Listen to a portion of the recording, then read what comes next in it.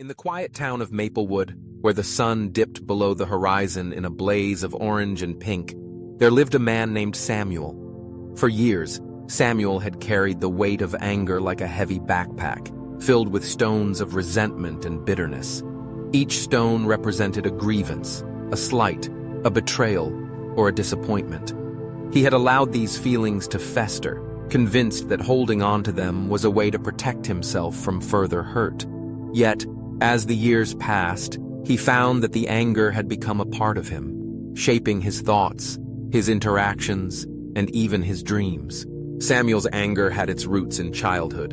Growing up, he had often felt overlooked, his achievements overshadowed by his siblings. His parents, though loving, were preoccupied with their own struggles, leaving him to navigate his feelings alone. As he grew older, he found himself replaying the same narrative. He was the victim, the one wronged by life's circumstances. This belief system hardened into a shield, an armor that he wore to fend off further pain. He believed that by holding on to his anger, he was somehow reclaiming power over the injustices he had faced. But as life unfolded, Samuel began to notice the toll this anger took on him. It seeped into his relationships, creating distance between him and those he loved. Friends became wary of his sharp tongue, and family gatherings were often marred by his biting comments. He felt a growing isolation, a sense that he was trapped in a cycle of negativity. It was during one of these lonely evenings, as he sat on his porch watching the twilight sky, that a thought struck him with the force of a thunderclap. What if he let go of this anger? The idea was terrifying. Letting go felt like relinquishing control, as if he would be allowing others to dictate his emotions. But as he pondered, he realized that his anger had never truly protected him. Instead, it had imprisoned him. The more he clung to it, the more it consumed him. And so, with a deep breath, he resolved to embark on a journey toward peace. Samuel began by reflecting on the concept of karma, a principle he had often dismissed as mere superstition. He started to understand that karma was not a punishment or reward system, but rather a natural law of cause and effect. Every action, every thought, and every emotion had consequences that rippled through his life and the lives of others. He recognized that his anger was a choice, one that had led to negative outcomes in his relationships and personal well-being. If he wanted to change the trajectory of his life, he needed to make different choices. He began his journey by confronting the sources of his anger. With each stone he had carried, he took time to examine the situation, the people involved, and his own role in the narrative. He reached out to those he had wronged or who had wronged him, seeking to understand their perspectives. It was not easy. Many conversations were fraught with tension and discomfort. But with each dialogue, he felt a weight lift from his shoulders. He learned that people often acted out of their own pain and insecurities, and that their actions were not always a reflection of his worth. As Samuel practiced forgiveness, he discovered that it was not about condoning the actions of others, but about freeing himself from the shackles of anger. He learned to forgive his parents for their perceived neglect, understanding that they too were flawed individuals doing their best in a complicated world.